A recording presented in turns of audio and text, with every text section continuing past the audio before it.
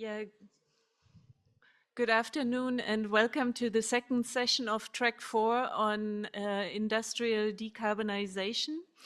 Again, for those who have not joined us for the first session, we are really proud that for the first time in the 19th edition of ASEF, we have a dedicated track on industrial decarbonization in which we present key solutions for industrial decarbonization.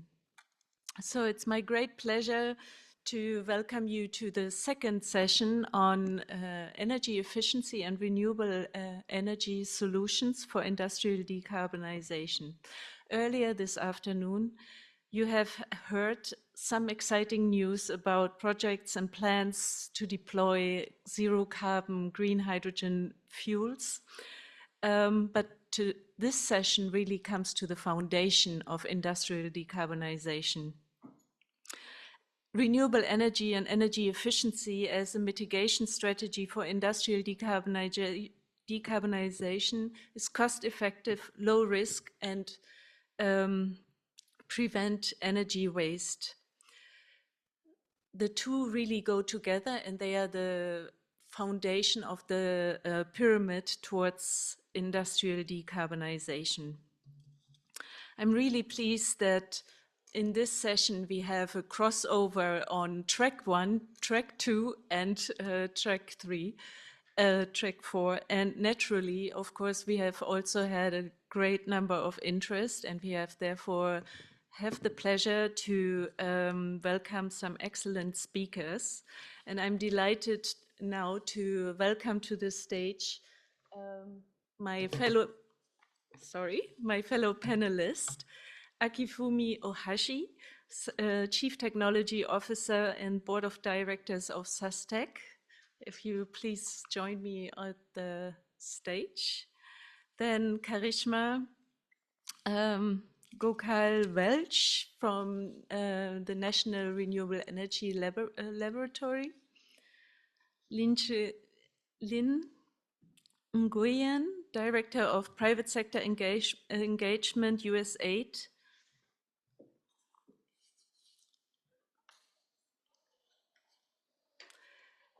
Deepak Kandare, Associate Director from EDAM Infrastructure Advisory.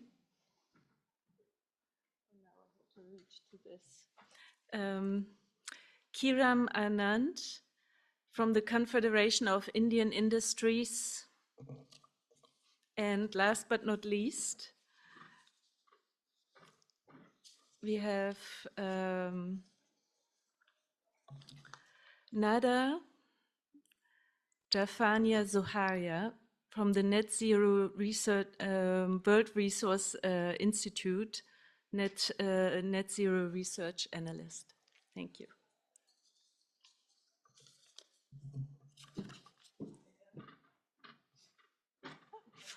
Oh my God. Oh my God. Too many. I'm so. And of course, my esteemed colleague, Biao Huang, who is a principal investment specialist in the private sector department of ADB. My sincere apologies.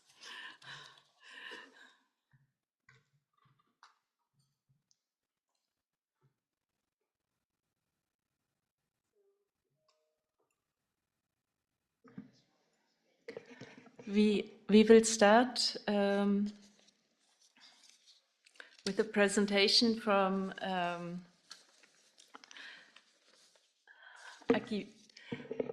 Akifumi Ohashi, Chief Technology Officer from SUSTEC, and he will present solutions to integrate large-scale renewable energy for industrial decarbonization. So, Akifumi, what solutions is SUSTEC offering to address these challenges, and what can SUSTEC's energy operating system support and offer as solutions for small grids for industrial parks. So if you would like to, you are welcome to stand at the podium if you like.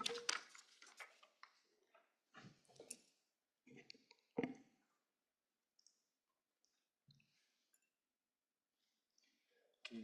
So good afternoon, everyone, and thank you for our invitation from the Anika-san. My name is Ohashi, the CTO of Sustec.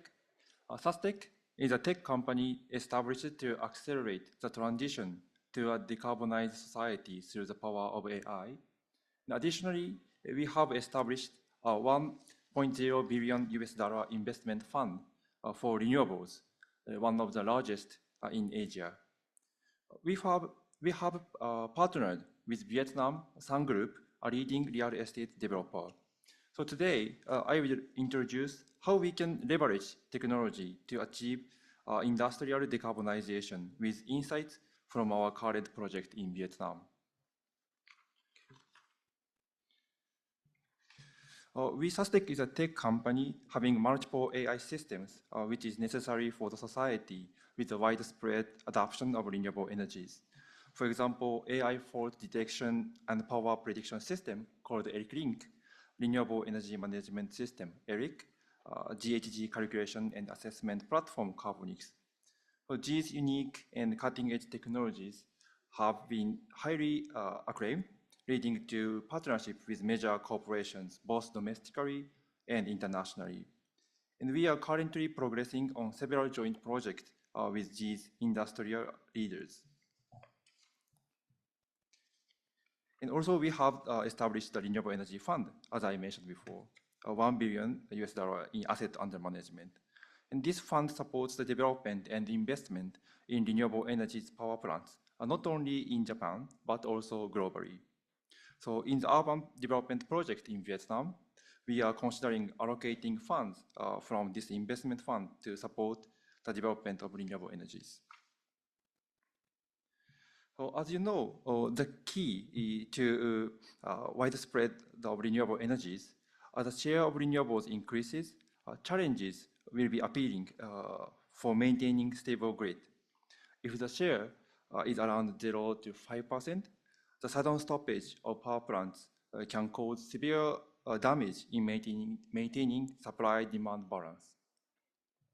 If the share expands toward 15%, the fluctuation of renewables has a larger impact on the grid system, and in the worst case, can lead to the blackouts. Once the share reaches around more than 25%, the necessity of flexible adjustment power becomes higher. So exactly similar challenges can be observed in areas like island states where grid operations are needed on a smaller scale. So against these challenges associated with the expansion of renewable energy, functions of our system can be divided into two main effects. The one is the performance improvement for renewables. The other one is achievement for zero blackout scenarios. For example, ERIC-Link can maximize the performance of renewable energy portfolio through automated fault detection and edge data analytics. And ERIC-Grid can mitigate supply-demand imbalances by optimizing battery storage and significantly reduce the risk of blackouts.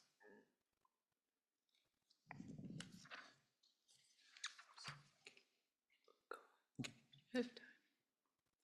So this is the case study in Japan. We have already installed the systems.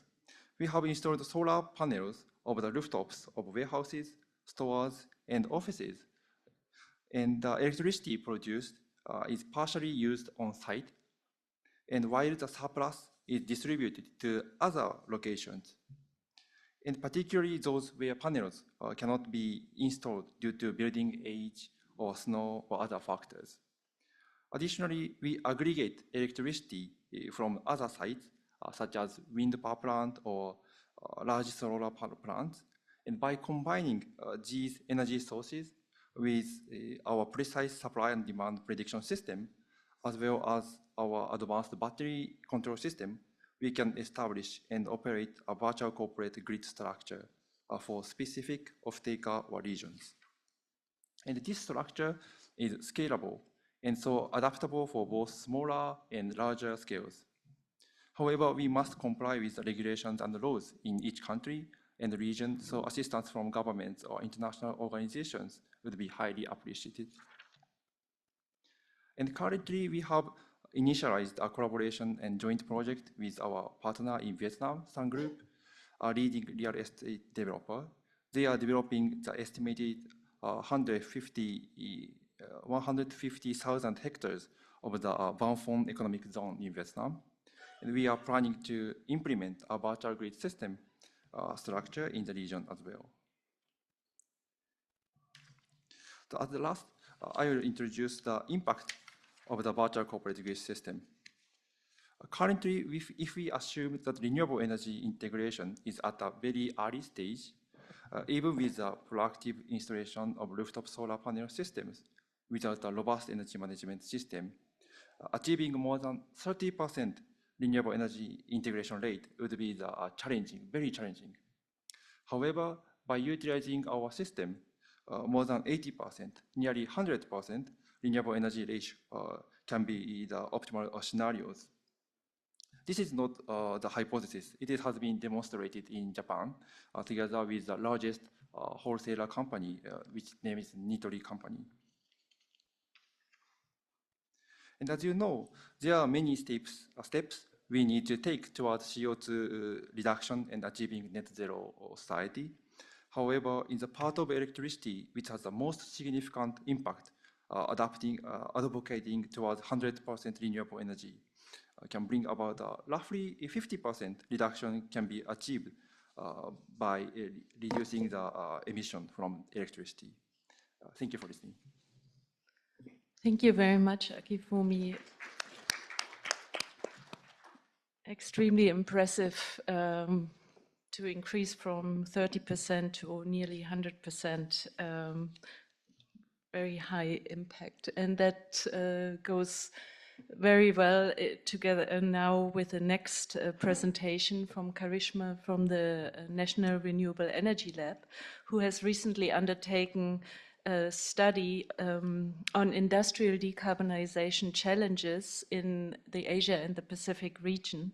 And based on techno-economic assessments, how do various decarbonizations stack up? And Karishma, it would be really interesting to hear from you on the different solutions and their techno-economic assessments of the alternative technologies, and how can grid impacts of transitioning industry to electrified processes be managed effectively? So there's a great...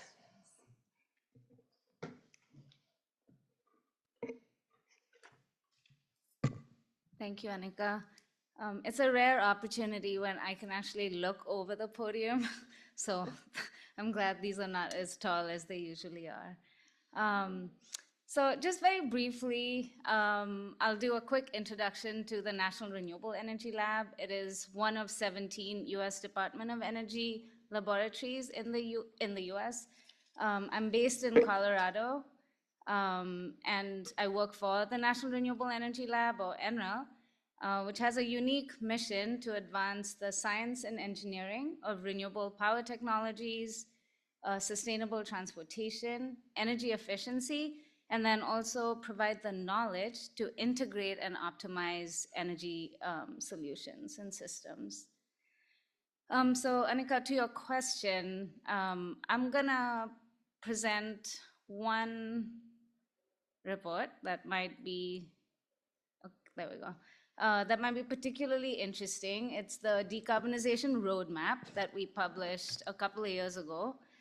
And the document frames the emerging and transformative pathways and technologies needed to achieve net zero greenhouse gas emissions in the industrial sector, but over the long term, so by 2050. I'll mention this document is specific to the US, and that's how it was developed, but this framework can certainly be leveraged and tailored to other country contexts as well. And so, okay, thank you. So I'll just quickly talk through the 4 pillars. So you'll see from the left to right, it's energy efficiency, industrial electrification, low carbon fuels, feedstocks, and energy sources, and then finally, carbon capture, utilization, and storage, or CCUS. The roadmap also looked across 5 subsectors. So you can see iron and steel, chemicals, food and beverage, petroleum refining, and cement. So if you go from left to right, energy efficiency really offers the greatest opportunities for near-term decarbonization solutions. We've been hearing it across this session so far. Because in many cases, it does not actually require major changes to industrial processes, and it can bring immediate reductions in emissions. So an example here could be working with your water and wastewater agencies to adopt energy efficiency and sustainability measures. I think one thing to keep in mind is, as you're thinking about those near-term energy efficiency improvements, you're also thinking about those longer-term decarbonization pathways. So to avoid locking in technologies that then become harder to decarbonize later. The second pillar here is industrial electrification. So over 50% of manufacturing energy is actually used for thermal processing, right? Heat. And less than 5%, so a very small number, is actually currently electrified. So there's a pretty big opportunity here to electrify thermal processes, which, combined with how we now are seeing a clean energy transformation of the grid, really then give us access to cheaper electricity, and we can leverage that as the grid is also being decarbonized. And so an example here could be piloting thermal heat pump technology in chemical process heat. The third pillar we're again familiar with, right? The adoption of clean energy technologies that do not release greenhouse gases from either their production or use of energy. And that's going to be critical for decarbonization. And so here these approaches, include leveraging renewably sourced energy, geothermal, nuclear fuel, etc. And an example application here could be decarbonizing steelmaking by using clean hydrogen, which we learned a lot about in the previous session, to reduce iron ore. So what you're basically doing is replacing the carbon-based reductants that create those CO2 emissions. These first 3 pillars can be deployed sooner than this, carbon capture, utilization, and storage, CCUS. However, the 3 alone may not be sufficient to reach our net zero emissions. And so CCUS technologies will be critical to achieve those final carbon emission reductions. An example here of CCUS application could be in cement manufacturing, where nearly 60% of the carbon dioxide emissions are non-energy related, right? So they result from just that chemical reduction of limestone to lime. And so there's a huge potential here to adopt CCUS. In addition to these technology solutions, we also have to think about the policy and other barriers. For example, then on that left-hand side in the blue, I've listed some considerations. We need to keep thinking about, how do we advance early stage RD&D? How do we invest in multiple low carbon process technology strategies? Think about scaling through testbed and demonstration pilots so that we can continue to de-risk private sector investment. Think about addressing process heating, efficiency, and emissions across all these subsectors. Conduct modeling and analysis, systems analysis at the systems level, but then also start including life cycle assessments as well as techno-economic analyses. And then finally, thinking about community engagement, where we can develop a thriving workforce with the skill sets required for this long-term decarbonization. So that sort of covers that first question about what are those technology pillars and pathways. Annika, your second question was, how do we manage some of those grid impacts of transitioning industry to electrified processes, right? How can you manage that effectively? And my colleague from Sustex began to address some of those issues. You know, grid impacts are going to be significant, right? There's no two ways about it. And very crudely, I'm sort of putting it in two buckets here. One is thinking about a massive and coordinated build out of the grid and prioritizing large amounts of energy, like gigawatt scale. Like how do we get 1 gigawatt to these sites that have been identified for industrial decarbonization? So that's going to be one big bucket area of solutions. And the second one is co-location. Co-location can open up new locations that lack that grid infrastructure or grid access. So maybe you're thinking about behind the meter. Co-locating can also provide cost savings and cross-sector coupling opportunities. And so when we're thinking about co-location, you know, we're talking about industrial clusters or hubs, right, that we're beginning to see crop up. And that can help with that low adoption, the initial low adoption hurdles, but then also help us better manage the grid. And so what do we need for this co-location to be successful? You know, are there existing wind or solar resources?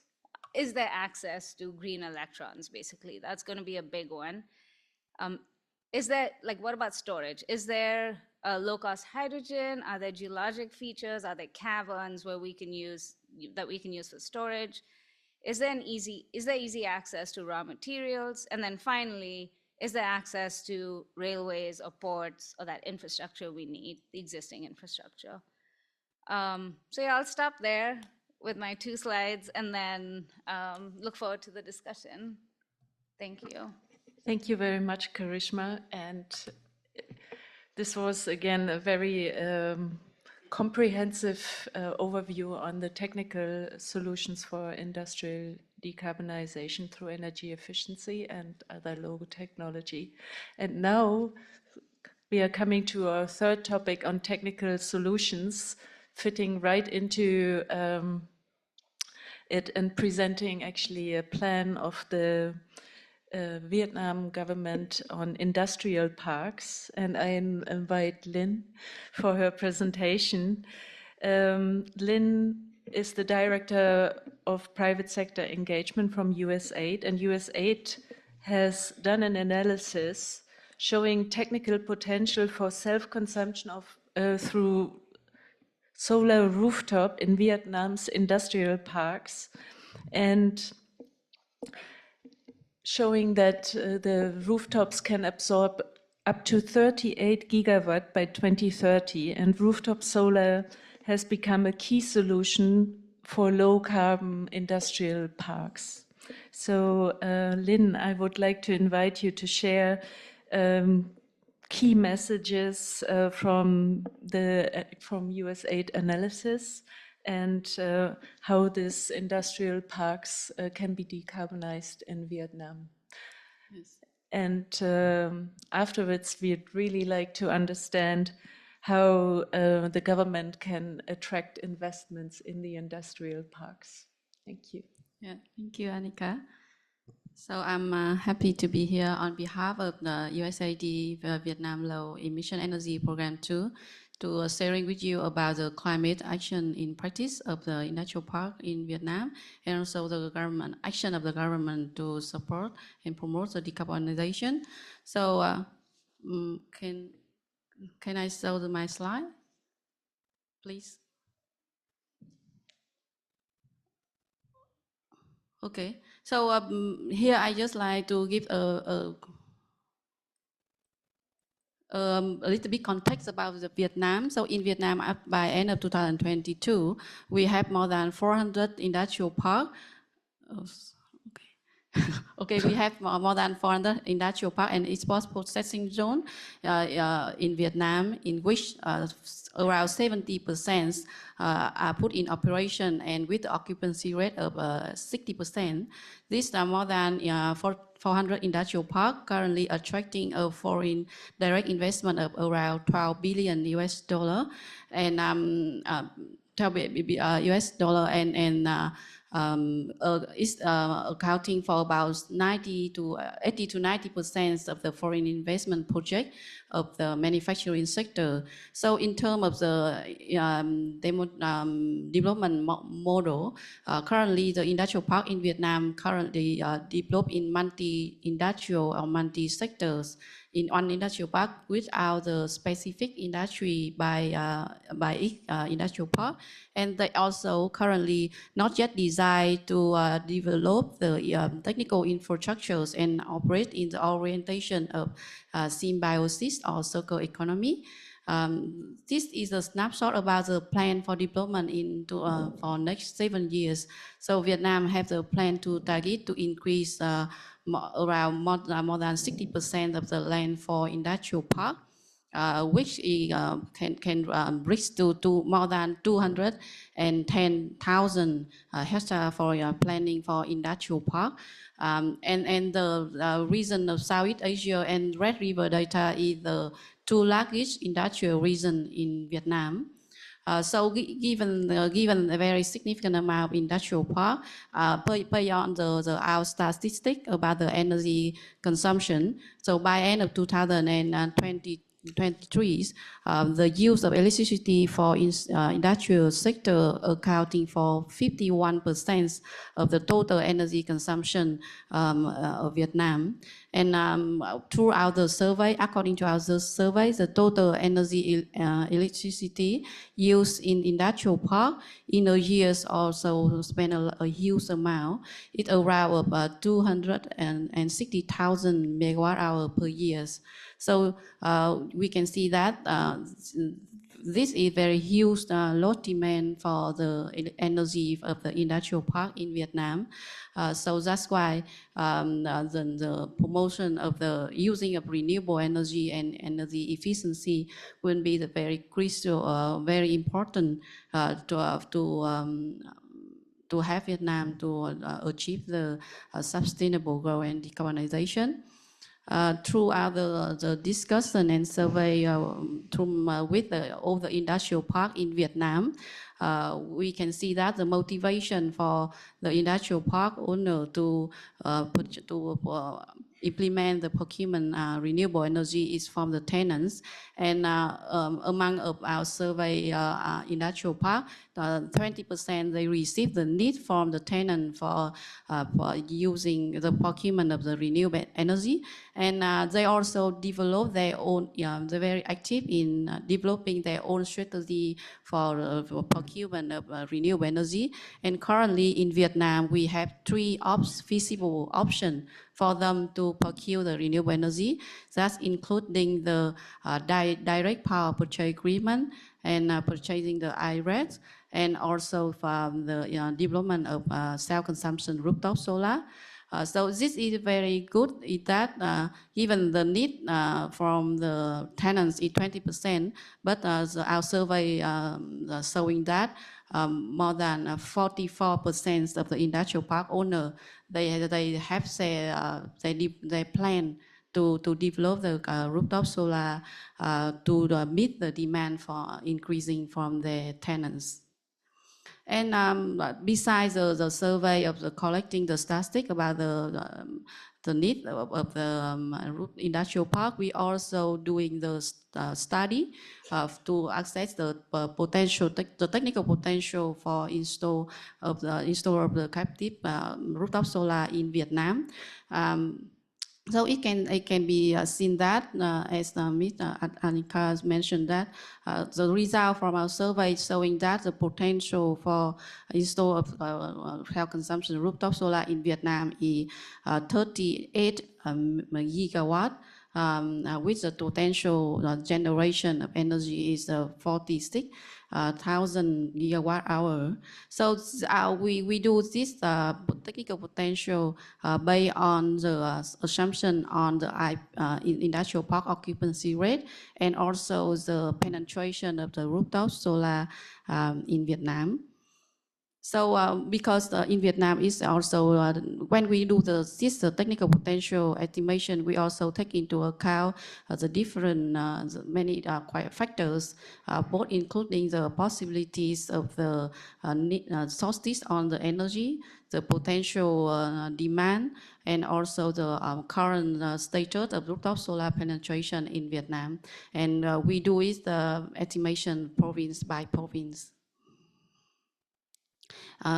Besides the renewable energy, we also do the survey on the energy efficiency application now in the industrial park in Vietnam in terms of two aspects. Firstly, about the energy efficiency technical solution application and also the assessment of the awareness on the energy management system. So the survey revealed that among the energy efficiency technical solution, something like LED lighting system is quite well known and applied by the industry in tenant industrial park. However, for the other energy efficiency technical solution, is the application is quite low. And also the awareness for the energy management system is not it also quite low. It's around less than 10%, and there's a huge need from the enterprise in the industrial park of educating and training on the energy efficiency and also the distributed energy. This is the survey and showing the action of the industrial park in Vietnam. So in terms of the government side, we also, Vietnam government also take a lot of initiative and action and in the process of developing many policy to meet the sustainable growth. Here I would like to introduce some of the action from government that are directly related to the decarbonization in the industrial park. So you can see here the Vietnam government is in the development process of two important policy of the on the renewable energy in Vietnam, that including the direct power purchase agreement and the self-consumption rooftop solar. So with the direct power purchase agreement, the tenants inside the industrial park are allowed to purchase the renewable energy directly in two ways. One is a direct within the direct way by within the industrial park, or they can virtually purchase the power from a power source far from away from their manufacturing. And some of the tenants, they may, if they wish for development, install the self-consumption rooftop solar, they can do this. And if they're not connected with the national power system, is no limitation on the capacity for them. And if the system connect to the grid, national power system, they need to be developed within allocated powers, follow the whole country's national development plan. And beside that, the energy, renewable energy, we government also in the last year already have the issue a legal framework for eco-industrial park. Eco-industrial park is one of a very significant contribution to the corresponding to the climate change, ensure the energy security for countries, and also develop the green industries. This legal framework, the class giving very clear criteria for an eco-industrial park, and there are some important criteria related to the green, as for example, as 25% of land in the industrial park should be for the green areas, green building, and also 25% of the enterprise in the industrial park, they have to apply the efficiency use of energy and also clean the production.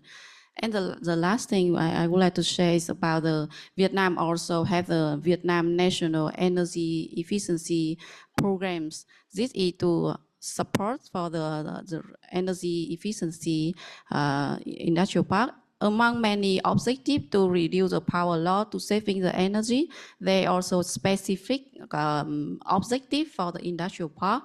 For example, they plan that by 2030, 90% of industrial park need to be have the awareness about the energy efficiency and apply the solution for the energy efficiency. That is the requirement and the targets for these national programs of Vietnam. So this is the end of my presentation and sharing about the action plans of the private industrial park owner and also the government toward to promotion of the decarbonization in Vietnam. Thank you. Thank you very much, Lynn. So we had 3 presentations on technical solutions. Karishma highlighted the theoretical need for aggregation. Lynn showed us a practical application, and Akifumi actually added some technical solution that the rooftop solar applications can be even more absorbed in Vietnam's industrial parks or in other industrial parks around the region. So now we come to another critical topic for adoption of energy efficiency and renewable energy solutions for industrial decarbonization, which is no other than financing. Financing solutions, particularly for energy-intensive small and medium enterprises, is critical in the region. The vast share of industries in the regions are still small and medium enterprises, often very energy and carbon intensive. And here I can invite my colleague, Mr. Biao Huang, Principal Investment Specialist, to present to us a high impact project implemented in the PRC in partnership with the Ping An Leasing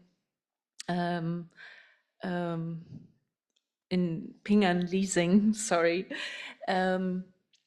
This project was particularly focused on micro, small, and medium-sized enterprises to deploy energy efficiency solutions.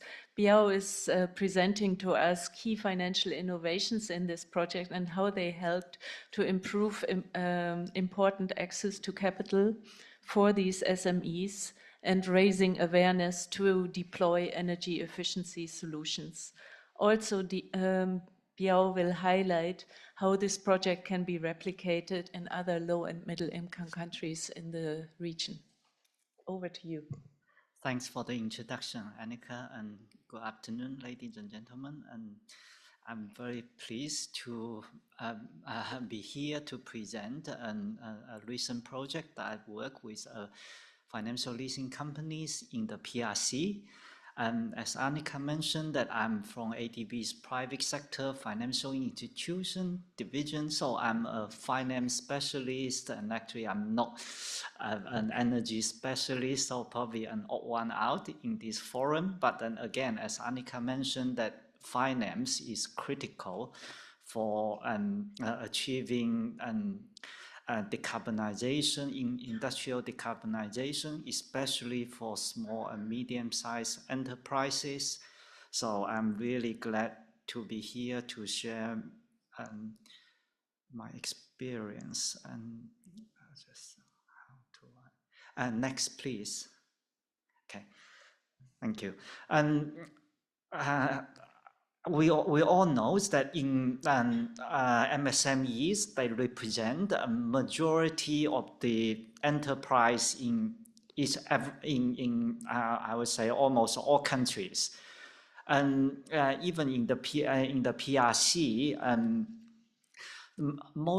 even though most MSMEs they focusing on kind of light manufacturing and service industries, etc., and their carbon intensity tend to be lower based on the sector, But again, because their process can be more updated, their equipment can be older, and also because of the sheer number of the MSMEs. So in aggregate, MSMEs represent over 50% of the total industry and household carbon emission.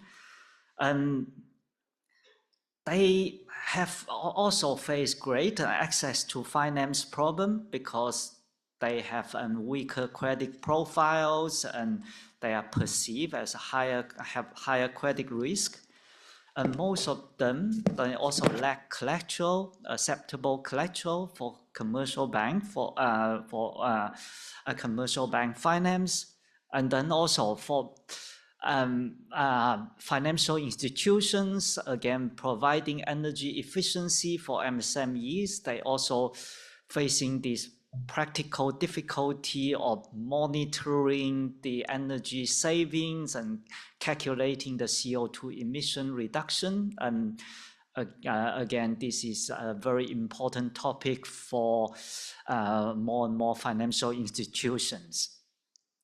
Then in this project, ADB work with Ping An Financial Leasing, and we using the leasing modality and also the financial technology to try to address some of the challenge I mentioned earlier. So first is that using the leasing modality instead of commercial bank loan. So, and in the PRC, and actually, I think leasing, this is, it is a financing modality well established in most jurisdictions, and again, contractual-wise, and the property, the ownership remain with the leasing company, the lessor, during the lease term, and which make the enforcement easy. So it gives comfort to the financial institutions to provide them finance to MSMEs without extra collateral, for example, real estate. So for example, the MSME owners, when they borrow and they get finance to purchase equipment for equipment finance, they don't worry about that they're going to lose their house if their factory sort of experience financial difficulty. And in this project, ADB provide $100 million loan to Ping An Financial Leasing. Again, the technical the criteria is that at least there should be a minimum 10% energy savings compared to industry average. And ADB also work with, I'm from ADB's private sector finance team, but we also work with our energy sector group to provide technical assistance and to Ping An. And actually, this is also a great example of this we call One ADB collaboration, that through this ADB technical support and Ping An Leasing subsequently built on the knowledge work. They engage a consultancy and develop actually a full comprehensive methodology that was subsequently published as a national standard by the China Energy Conservation Association. And so in the next slides, I'm also going to talk about Ping An Leasing's financial technology. Next slides, please.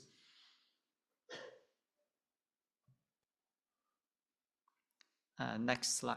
Yeah. Oh, okay. So,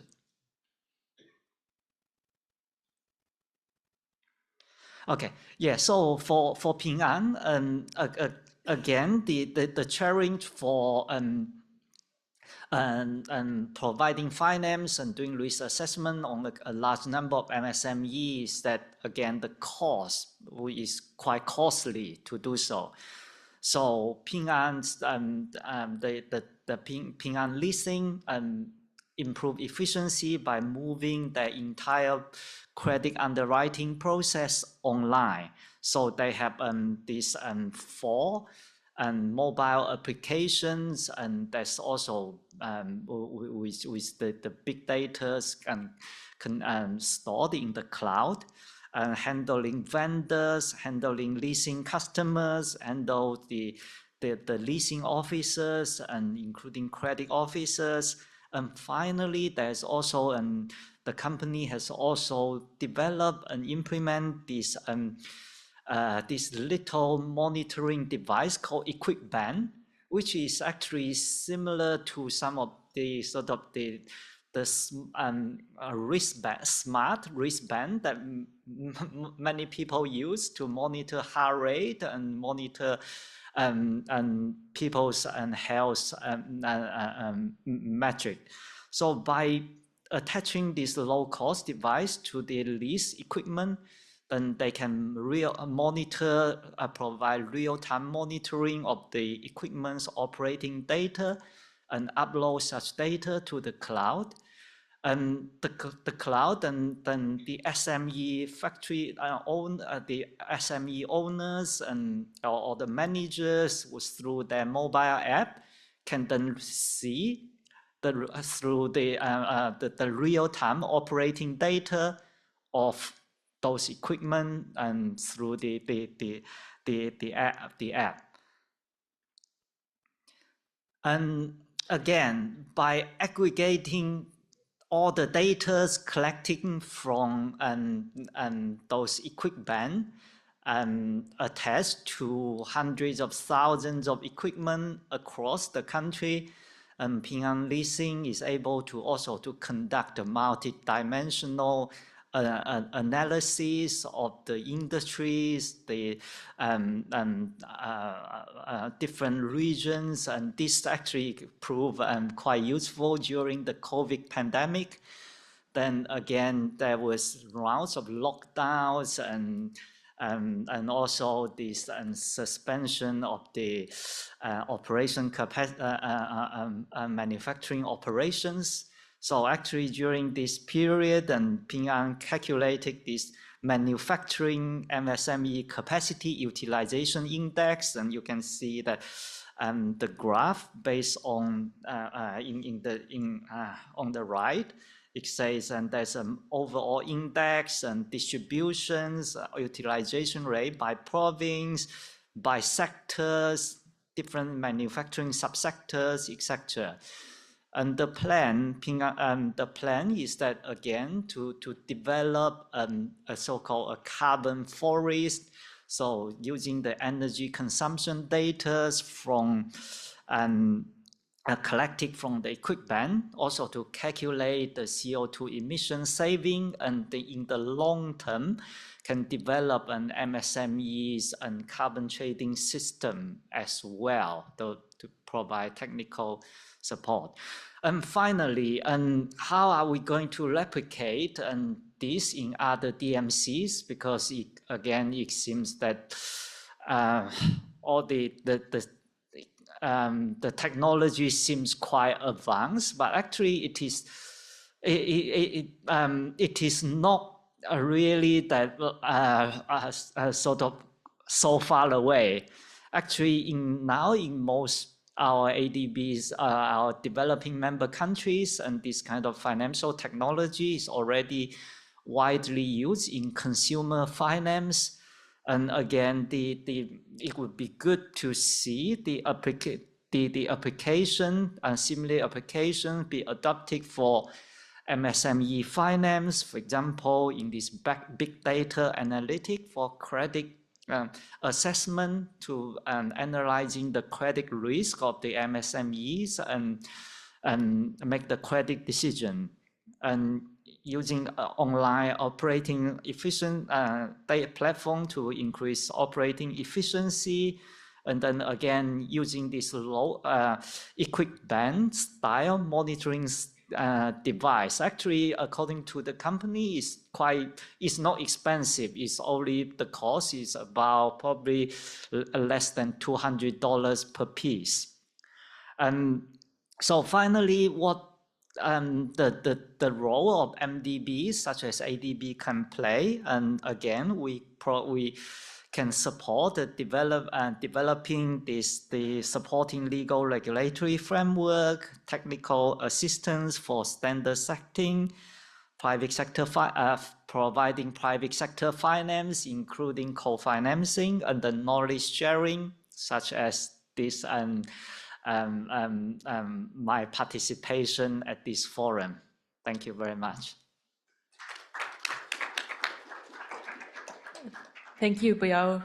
This project showed that the financial sector can then not only reach, but also drive the uptake of energy efficiency. But you also said that it could actually also a main barrier to the uptake and implementation of these solutions is actually awareness raising. And thereby we are coming to another topic essential for deploying energy efficiency solutions for industrial decarbonization. And here we have two speakers.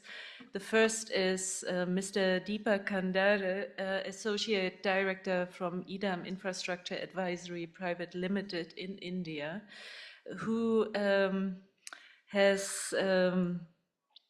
whose company has deployed a very innovative knowledge and platform on decarbonization and energy efficiency technologies called eDaksha portal. And Deepak will share and present the portal, how it can be used for raising awareness and how to share experience on tangible results with this platform.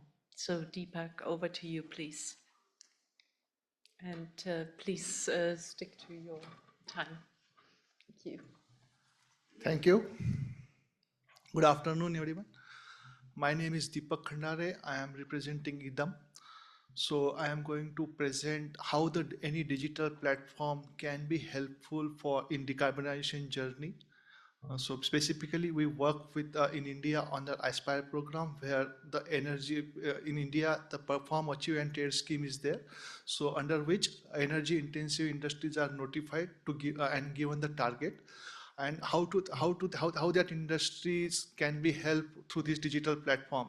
So I will try to present what work we have done under this program. Next, please. This is about my company. Hidam is a Sanskrit word, and this refers to earth at this time. So earth encircled by the Pancha Mahabhutas represents the mainly stable and sustainable earth. So we work towards the carbon minimal, and we are a group of companies, mainly EDAM Infrastructure, Infraji and WorldGuru. Then in EDAM Infrastructure, we have 4 verticals. We provide the services in consultancy services in distributed renewable energy, electricity market and regulatory, energy transition, and industrial decarbonization, where I am heading that department.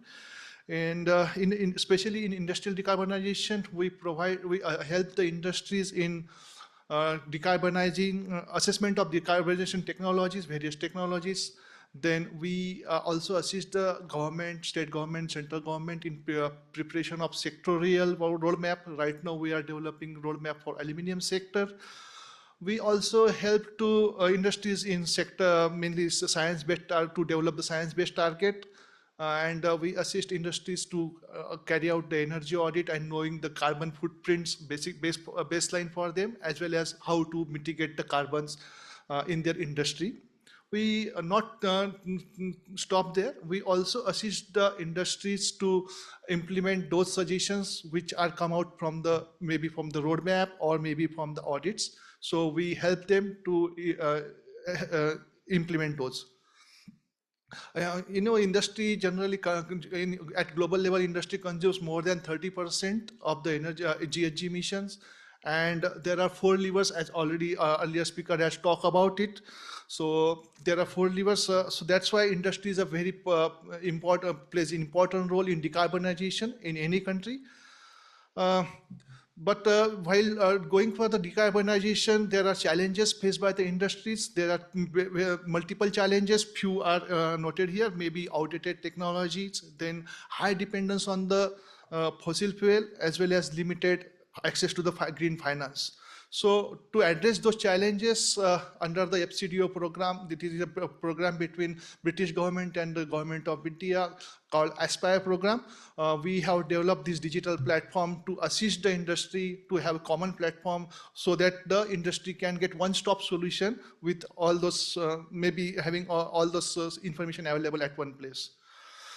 Talking about the Aspire program, it's a bilateral program. They have 7 themes, and industrial energy efficiency is one of the theme. Under this theme, we have developed this iDiksha portal.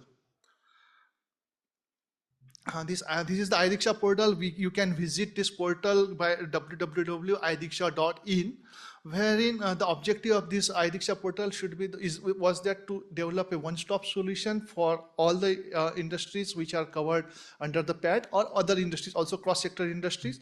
And this platform hosts all the case studies, maybe newsletters, everything is there which requires for any industry to go for decarbonization.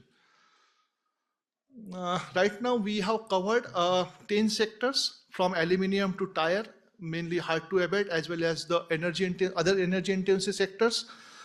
We have also identified number of technologies, which I will be talking about in next slide. So main features of the iDiksha portal is a one-stop solution, as well as it access the tools, various tools for energy calculation of energy saving, carbon emission calculation. Also, there are dedicated tab for gender equality, and also newsletters, events, as well as regulations. Whatever the information, latest informations are available in the domain, so we are uploading it there, so that one should not go for any other place. These are the glimpse of the technologies which we have identified. Maybe these are the mix of international as well as Indian technologies. Because each sector requires particular set of technologies because they have own challenges. So we are identified tailor-made technologies which suits to that particular sector. So this all technology details are available on our iDiksha portal. We had a presentations of all technology providers during our workshops and study tours we carried out under this program. This iDiksha portal was launched by the Honorable Cabinet Minister, Mr. R.K. Singh, on the Foundation Day of Bureau of Energy Efficiency on 31st March 2023. If you see the outcome in last 1.5 years, so we would conduct several workshops on mainly on aluminium, cement, iron and steel, textile, pulp and paper, chloralkali and sugar. And this facilitates we have taken the case studies from this these industries, as well as international, as well as domestic technology providers, which they have presented during these workshops. And also the 7 study tours were also done so that the people in the industry should get the hands-on knowledge or hands-on experience how the technology works in that particular sector. We also developed number of newsletters, technical toolkits, workshops, and that helps the industries to achieve their net zero target. If you see the key achievements here, we could publish our 4 newsletters, which contains a lot of information regarding the successful case studies, domestic as well as international, study tour reports. Then we facilitate near about 7 business to B2B meetings, where industry, we facilitated technology provider and industry, a particular industry, to have a common platform to discuss about the technologies utilization in their industry. We identified 70 plus international technologies, industrial decarbonization technologies, which will be very much useful for a particular sector, mainly hard to abate sector, or whatever the sectors we have identified. So we have a long list uploaded on this portal, so that you can connect with us if you want to reach out those technology providers. We also identified 24 international companies which technologies and solutions produce in the sectoral workshop. and close to 700 stakeholders we did the capacity building. So it was a very major achievement through this iDiksha portal. So most of the industry persons, because achieving the target in perform, achieve and trade scheme is one of the challenge right now. So with this all solutions, they are very much comfortable to achieve those target as well as reduce their energy emission from present to their net zero target. So we can say that similar approach can be adopted by developing countries, other countries, so that we are open for any help is required for developing such portal or such portals. So moving ahead, we are we will be always doing the updating of this portal. So new additions, remaining sectors, or maybe carbon market, which is coming in the next future. We will be adding all those features under this website or under this platform.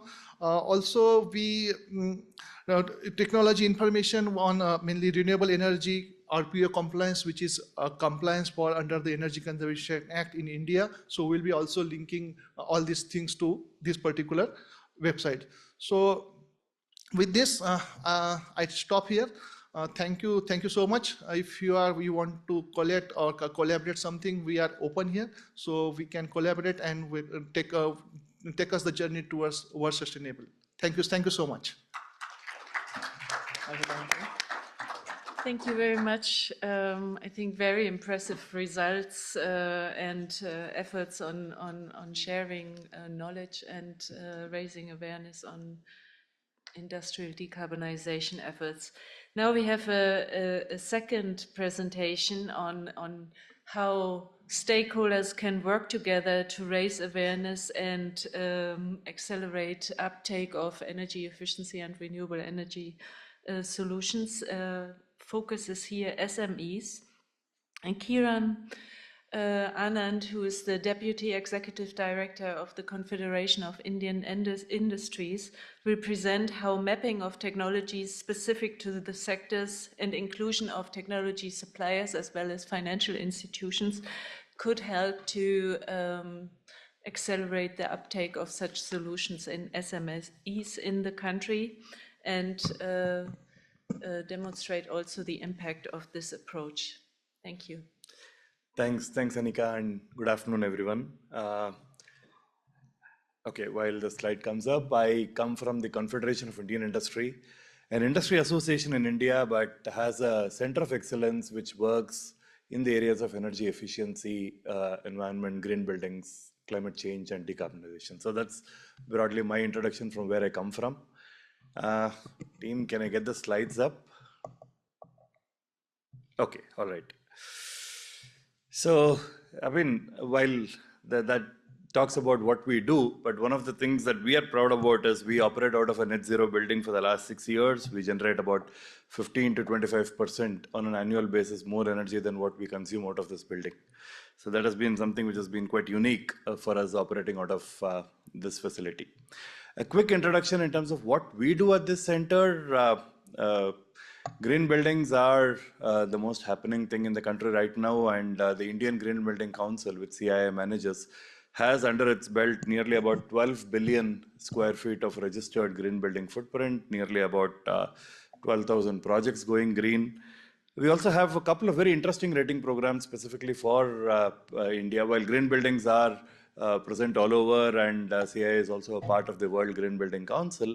The Green Company Rating and Green Product Rating are quite unique. Green Company Rating is the first of its kind rating program that we have been managing this in India.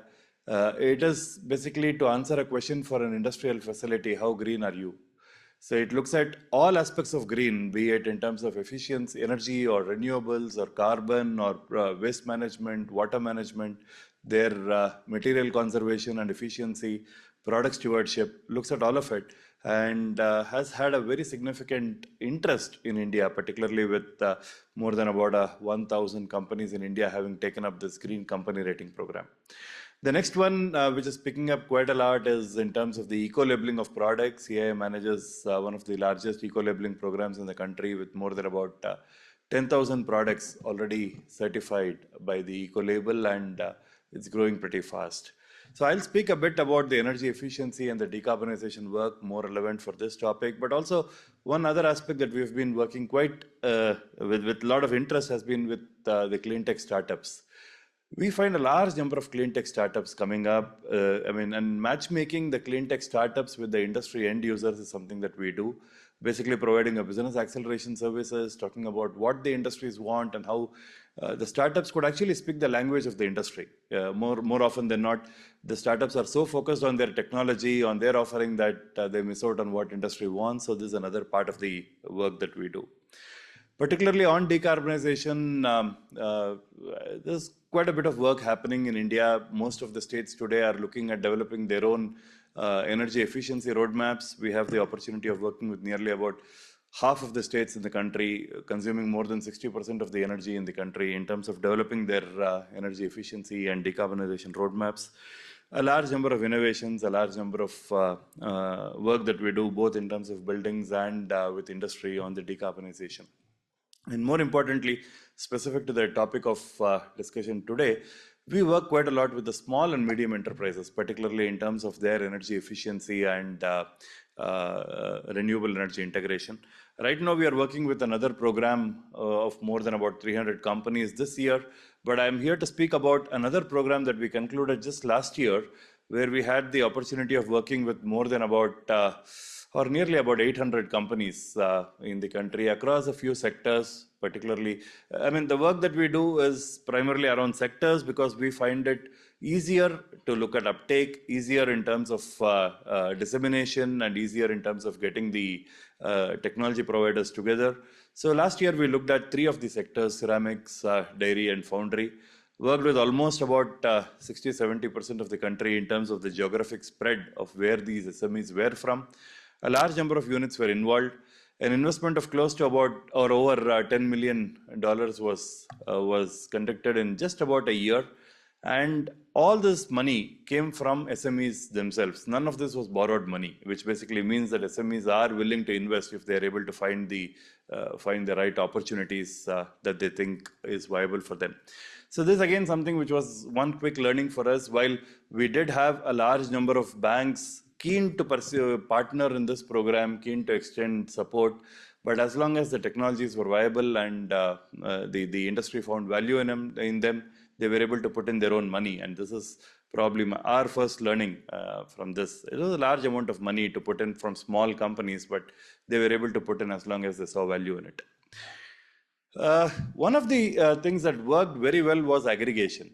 That is also one of the reasons why we took geographical clusters and sectors based on common products. For example, this is a learning from one of the ceramic cluster. Ceramic clusters is a very competitive cluster, primarily because of the thin margins in which they operate. But despite that, there were about 40 businesses, 40 different units which came together and said, let us aggregate, let us look at rooftop as a common thematic area of focus. Let us see how we could put all our demands together and to see if there could be one technology provider who could come and service them. We did individually go ahead, get the quotations from several other vendors, but finally when they went in with one technology provider, there were several advantages. One was the overall cost came down. They were also able to standardize the specs, because in large number of SMEs, one of the big challenges in terms of finalizing the specifications of technology. If, for example, as simple as something like a rooftop solar, an SME owner has to decide about what kind of inverters to use, what should be the efficiency of the panels, what kind of cables to use. The decision making itself might delay the entire process of implementation. And here, under this program, one of the quick things that happened was to standardize the design. A large number of players came on board, and very quickly they were able to get this deployment done. And more than that, while one, the cost came down, second, the service provider was also able to service them by placing a resident engineer to make sure that these panels are operating the way it should and generate the way it must, depending on the scenarios. The second area was in terms of technology. And if you look at anybody who's working on these sectors, they will talk about these technologies for quite some time. Many of the case studies have been made, many compendiums prepared in the past. But one of the things that we found was The moment we had a few uptakes of technology implementation happening in the cluster, it replicated very fast. For example, these are all some of the breakthrough technologies for the sector, which even in many other sectors, they talk about it as a must-have in many of the units. But what happened was the moment a few industries went ahead, today nearly about 60 to 70% of the units in those clusters have already adopted these technologies. It is slowly becoming a common practice, what was considered to be breakthrough once upon a time. And the third area, which was again very interesting, was we were also able to look at what could be the common facilities for a cluster.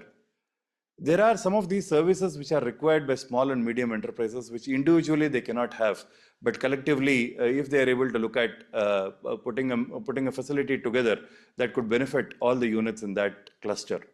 For example, the first one that we started was a foundry sand reclamation facility. Just to put it in a nutshell, the moment you cast a metal, the sand that is there, which holds the casting, has to be reclaimed. If you do not have this facility, this sand is thrown and the units will have to buy fresh sand for making a new cast. And just by having a foundry sand reclamation facility, they were not only able to save their cost, but nearly about 80 to 90% of the foundry sand they were able to reclaim back. And that was not only a cost-saving measure, but a significant material conservation measure, because this foundry sand is something which is limited in terms of availability. The moment they had, this operates like a separate profit center. The investment has been made by about 15 small and medium enterprises. At one point in time, they become the share owners of this special purpose vehicle that operates this facility, and industries pay per use. So this is something where the industry has set it up for their own cluster, they manage it, and it runs as a separate profit center in terms of delivering services to the cluster. And the moment they saw success in the first one, there were many other facilities like this which came up just in one geographic cluster. There is already a shot blasting facility, because this is a foundry cluster. Whatever was required as a common requirement for most of the units, they set it up. They set up a shot blasting facility. They set up a casting simulation facility, which uses computer simulated models in terms of how their casting will look like, rather than actually making a die and testing it out at site, reducing substantially time and cost. And finally, a common testing laboratory, so that they are able to test before their final products goes to the customer. So these were all some of the common facilities that we were able to help set up during this process. So a quick nutshell in terms of learning. As I mentioned, majority of these projects were self-financed, so money is there in the right projects if the SME owners are convinced. Okay, again, a few other things. Peer implementation helped them faster. Going ahead with common technologies made it better. A variety of other technologies have a much larger penetration opportunity in these small and medium enterprises. So I'll stop here, and would be happy to answer any questions. Thank you. Thank you. Yeah, and now we come to the final key ingredient, which is, of course, policy and governance. And here we have a very interesting presentation from Nada Jafania Zohaya, a net zero research analyst at the World Resource Institute. She's talking about the industry-led decarbonization framework, a holistic technology financing and an emission reduction governance reform for Indonesia. WRI conducted an important study on industrial decarbonization in the country, and Nada will share three main needs and three key solutions in the cement, iron and steel and textile industry. And she will also share how policy frameworks can be designed to not only incentivize, but also simplify the adoption of decarbonization technologies. Okay. So hello everyone, my name is Nada. I'm currently a net zero research analyst at World Resource Institute Indonesia.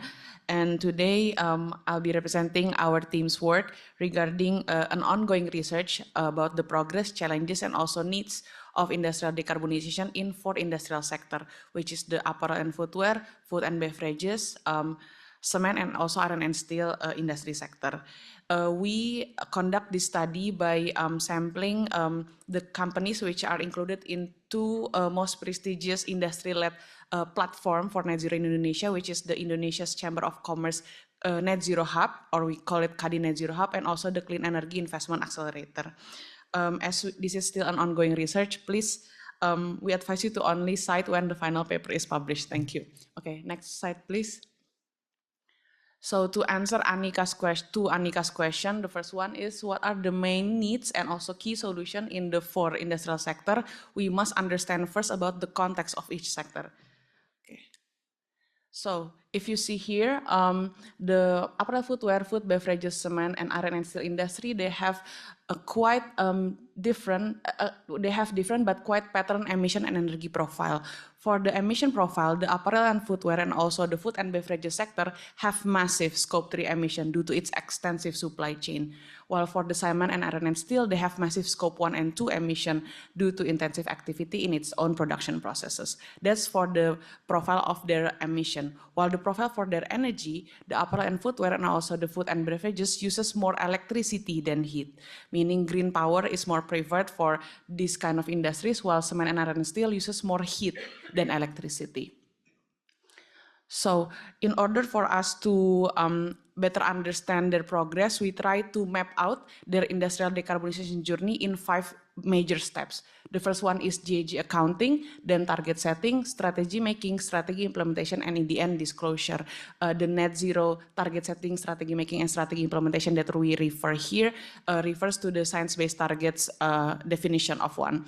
So after analyzing the industrial decarbonization progress, we concluded with an analysis that industries do indeed have good progress in GHG accounting and net zero planning, but they deteriorate in the implementation phase, as you can see in the red one here.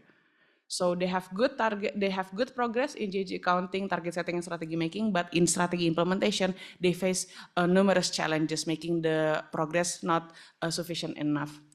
So then we try to understand what is the challenge that hinders the implementation of the net zero strategy. We then found out that there are 3 main categories of the challenges regarding this. The first one is finance and investment challenges related to limited funding and lack of incentives. And then there are technical infrastructure challenges related to lack of technical knowledge, such as insufficient number of sustainability team, insufficient knowledge of sustainability team, and etc.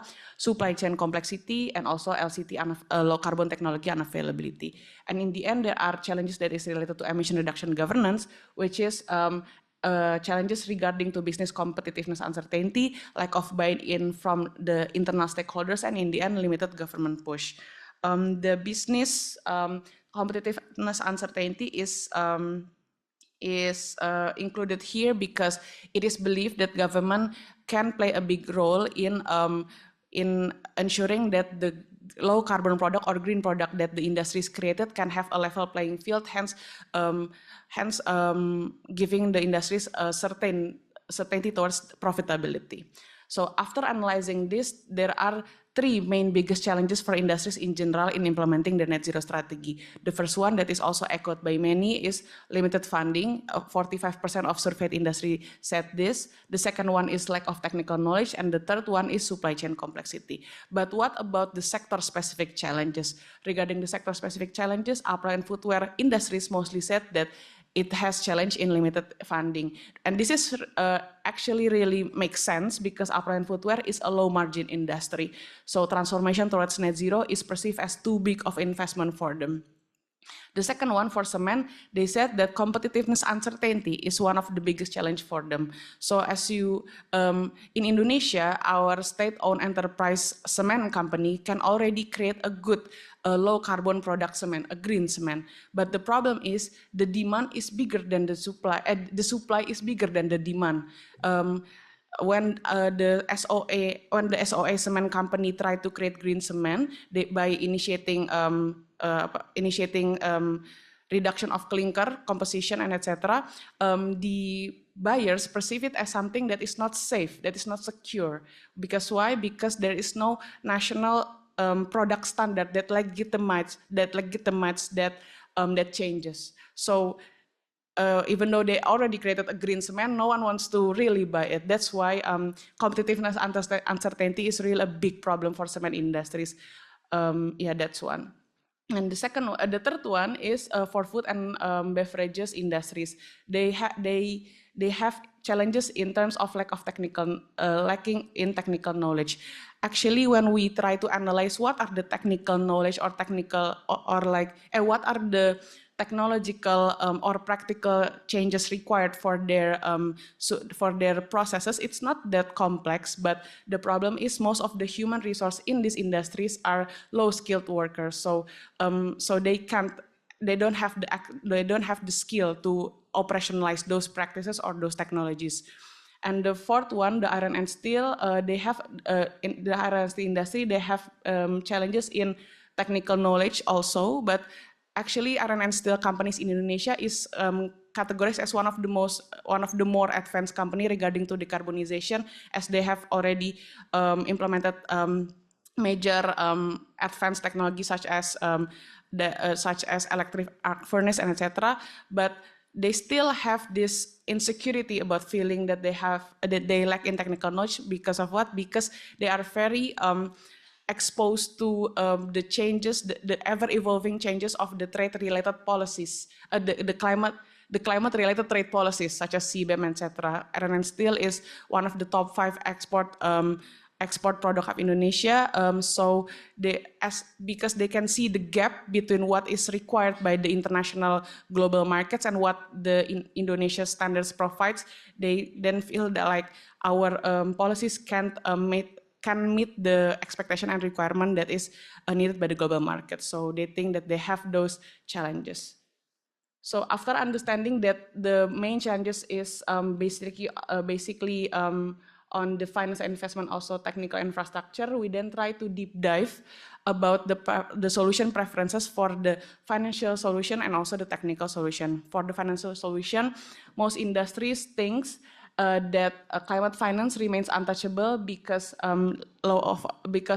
still low awareness and also complex requirement of the products itself. 57% of industries don't understand, don't know what instrument to access, how to access it, and etc. But when they are being asked about what instrument is preferred for them, they prefer loan, especially low interest loan, due to its relatively easier requirements compared to other instruments. And they are actually less concerned about the naming, the label, like whether it is climate finance or transition finance or green finance. They don't really care as long as it is operationable. Usual project finance works also for them. The second one about the deep dive of the technology solution preference. So our analysis found that there are a gap between the ideal and actual implementation of low carbon technology solutions that needs to be addressed in Indonesia. For example, we give you two main category of technology, which is the green electricity and also clean heat. These two graphs shows you about the comparison of the ideal versus actual implementation of the technology solutions in industries. The gray one shows you the actual implementation, while for the colorful one shows you the ideal needs of industries. For electricity, for example, you can see that the currently available implementable technology is only unbundled track and also rooftop solar in Indonesia. But the most needed technology are, of course, the rooftop solar, but also a variety of other models, such as green tariffs and also PPA.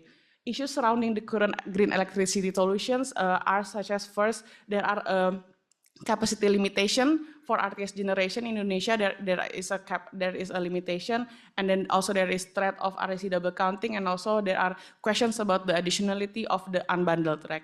While for the clean heat, as you can see here, it is very interesting, as you can see that 55% of industries that uses heat haven't even implemented any clean heat technology. And the current available and implemented technology for now is mostly surrounding on biomass, which is used to be co-fired and which is also a transitional technology. And the most needed solution, there are lots of it. You can see it. I think I have to skip to the next question because time constraint. Okay, next. Okay. Can I one more slide? Okay, two more slides. to give you a wrap up. Okay, thank you so much, Anika, for the generous time.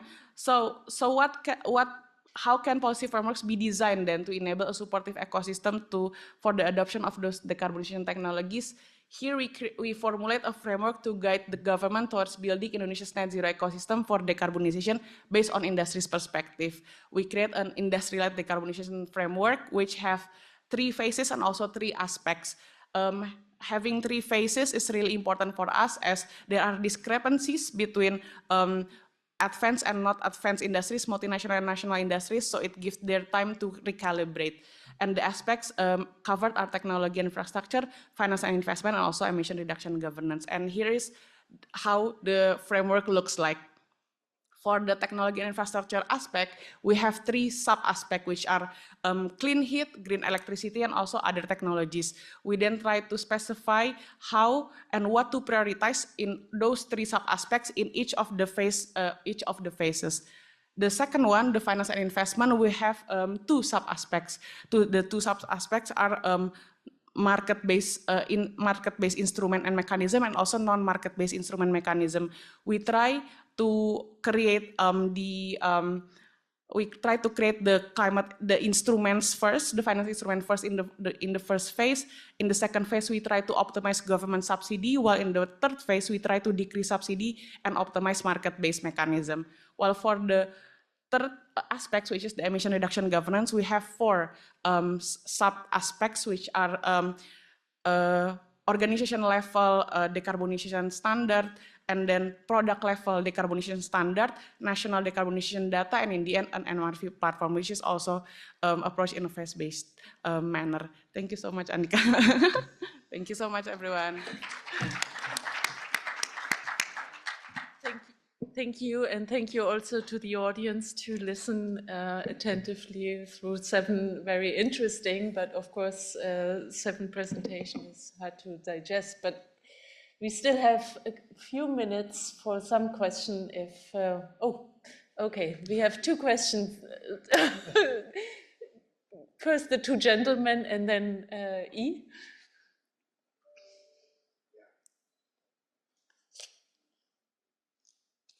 Hello. Good afternoon. Thank you for the very interesting presentation. This is my question is addressed to Biao. I am Roberto Martin. I am a manager of Green Heat Corporation, an EPC company. We are the one who installed the solar in this rooftop way back in 2011. So, having said that, to Biao, we are interested in accessing private investment. How can we access? Because right now we are doing, our commitment is 22 megawatt, and you know, solar industry is capital intensive. That's why we are interested. Thank you. Thank you. Yes, and yes, you are correct that to promote energy efficiency and renewable energy, access to finance is the key, especially for small and medium-sized enterprises. And again, for ADB as a development bank, our private sector finance and operations department, we have a team, an infrastructure finance team, directly finance and renewable energy projects, and including solars and winds, etc. But they tend to be larger projects, and again, it tend to be projects that also have been more innovative rather than standardized and rooftop solar. And in our team, we also work with local financial institutions in this case. And in the example I presented, we work with a leasing company. But tomorrow, and again in a separate section, I'm going to also present a few other cases. We also work with commercial banks as well, and also different type of non-bank financial institutions. Then again, the different local financial institutions, they have their own and credit underwriting standards and their standards for approving financings, and for example, different FIs for collateral requirements, etc. So again, this is something that we are trying to promote. And for example, certain products such as leasing, which is more suitable for finance. We want to thank you. We want to accommodate the two more. Thank you for sharing your experience, your wisdom, and your enthusiasm. And congratulations to ADB for bringing together all these different solutions. I'm curious, when we head out of the room, I'm sure somebody will ask, so what was discussed in the session? It seems like multiple smaller parts of a Rubik's Cube or a puzzle and so on. And if I were to tell them, I think ADB is trying to stitch everything together. So the work with Pingan and the digital platform will be the backbone on which whatever CII is doing will be plugged on, and iDiksha's knowledge and vetted technologies will be linked together so that when USAID wants to support the industrial parks, they have solutions to look at. And then WRI and the research organization of US are looking at net zero roadmap, identifying where the challenges are, and then supporting the grid. Is that what is going to happen? Well, I think you have summed it up perfectly. So I don't have to do the closing remarks anymore. Thank you very much. Great. I mean, we didn't have a Menti question. What is the key solution to energy efficiency and renewable energy for industrial decarbonization? We just presented it to you on a platter. And I think a pattern has emerged. So, your question, please. Hi, I'm from UNIT. I just have a small question for Kiran. So you mentioned that for the energy efficiency measures taken across industry sectors, ceramics, foundry, and Dara, like you mentioned about 784 units and doing with 10.2 million. I'm just wondering how the 10.2 million are distributed in, because also you are setting them into 3 different clusters. And how do you monitoring the impact for long term afterwards? Thank you. Thanks. Quick answer, 728 units participated in this initiative. The investment of 10.2 million came from around 350 units. That was the investment actually done. Most of the investment came from ceramic sector because that was energy intensive, followed by foundry and then dairy sector. And this program that we are doing is also including a component of monitoring and verification. So we are engaged with this cluster for a period of 3 years to make sure that the investment yields the returns that is expected to.